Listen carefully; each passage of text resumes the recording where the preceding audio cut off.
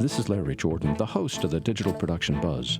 The following interview is an excerpt from a recent program. To hear the entire program, visit digitalproductionbuzz.com.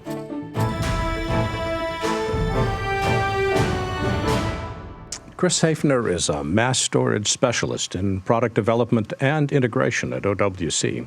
He's been with the company for 12 years and was the driving force behind their brand new Jupiter storage product line. Hello, Chris. Welcome. Hello. It's good to have you with us today. Thanks for taking time out of your day to join us. Thank you. Chris, what first got you interested in storage technology? Well, I'd like to fancy myself a little bit of a geek, so I've always been interested in anything that had to do with computers and technology. So personally, that's how I got involved in this whole arena. Well, nothing like being a geek to get your interest. And I was thinking your title is Specialist in Product Development and Integration, which sounds really impressive, but what does that mean in English? Yeah, it's kind of a unique title. It means that when I develop these products, I'm always looking to make sure that they are integrating with, customer workflows, integrating with other pieces of the product puzzle, so to speak. So that, we're not designing a product just to tackle one specific task. We're designing a product that will be adaptable for what you need it to be as much as possible. And if it's just a piece of the bigger puzzle, that's great too. So we're trying to build products that really integrate on many different levels with the workflow and, our entire product line. Well, with the possible exception of camera technology, I can't think of anything that's changing faster than storage technology, and it's going in multiple directions at the same time. What technology in storage is currently driving the market? Is it still spinning media, or are we trying to find a way to make SSDs affordable, or what's driving us right now? I do think solid state definitely has a big impact right now. I'm not going to count spinning, hard drives out of the mix, though. I think they are still part of the bigger puzzle, driving the storage. And, the video market and the storage market really kind of walk hand in hand. They both kind of feed off of each other. And, we still have a lot of capacity with, hard drive, standard spinning platter hard drive media at a lower cost than we do with some solid state right now, some solid state technologies. So they really are still very both important. So tell us about this new product line that I was reading about on your website. It's called Jupiter, which you were involved with. What's this? Yeah, so we have Jupiter Callisto and Jupiter Core. Callisto is a unified storage appliance, and it's a fancy word meaning that it can do both NAS and SAN if you want it to.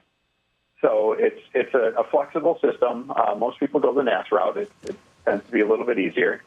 So we're talking SMD protocol, AFP protocol, NFS networking protocols.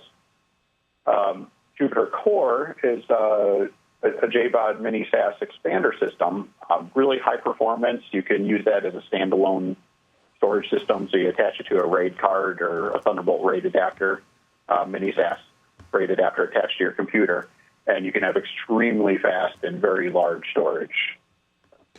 But Callisto is really the bigger piece. It's expandable. A lot of cool features baked in there. Well, I was reading on the website that these devices can be either network-attached storage, an NAS, or storage area network, a SAN. You What's the difference between the two? It's a good question. It basically boils down to file level versus block level. When you have the Callisto set up to do a SAN, you're basically saying, okay, take this storage that I created and project it out as an iSCSI target in this case. So it's basically saying, here I am, I'm a block level device, just like a hard drive would be when you put it into your machine. But whereas NAS, will be more of a file level approach, so that you're saying, okay, here's these files that you can have access to. Is there a difference in performance, or do end users see a difference as they're using a NAS versus a SAN? Performance is pretty darn good with both of them.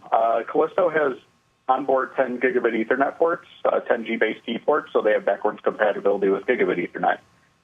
Both methods will completely saturate that plus more. There are certain applications where you do want block level, where it's just going to be a little bit more efficient.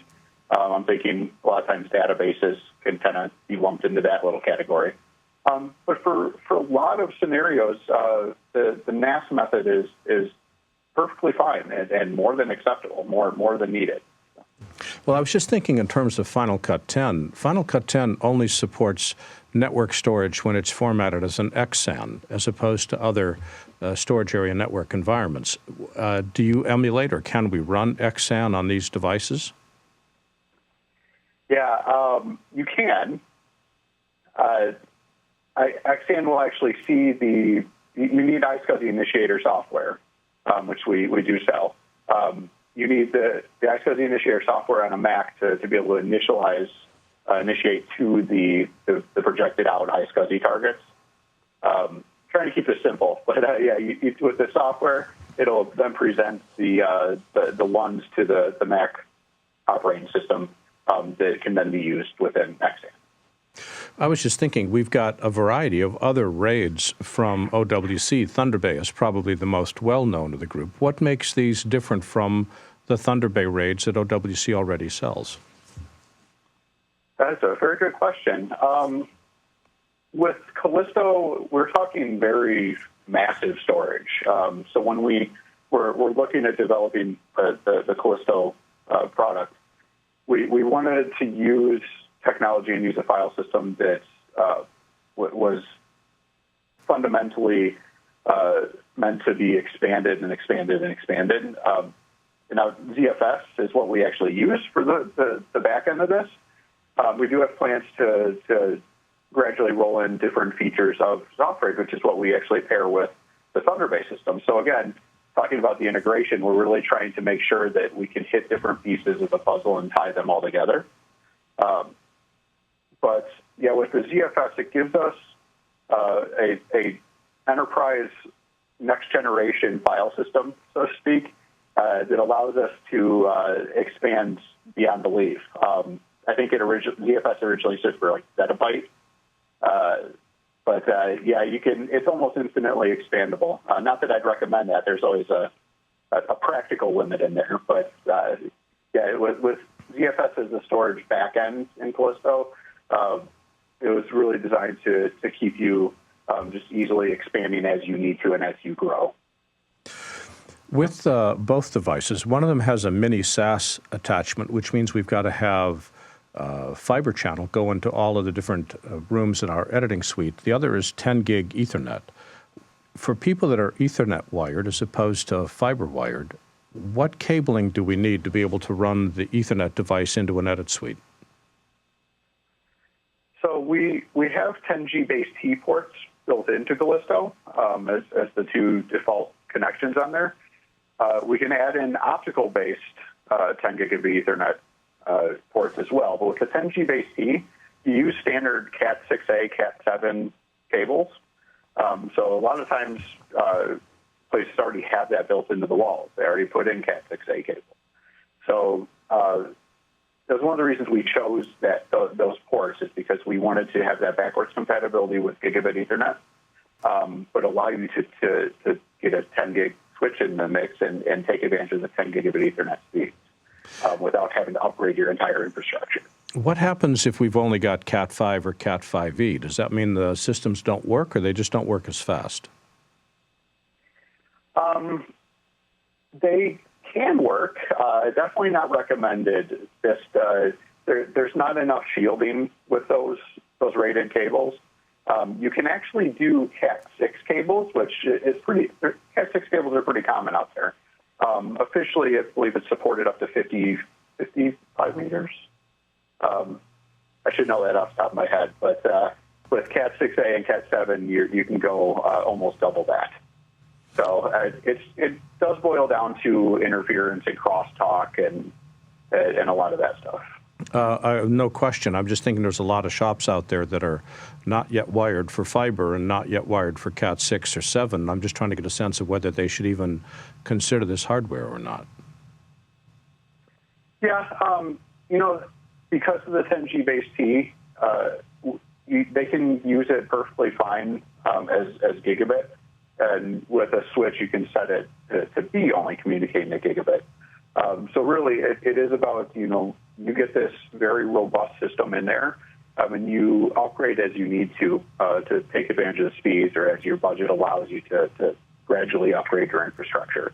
So again, we did design it with those ports on there so that you can use it now, even if you can't upgrade your infrastructure to get the higher performance cables in there.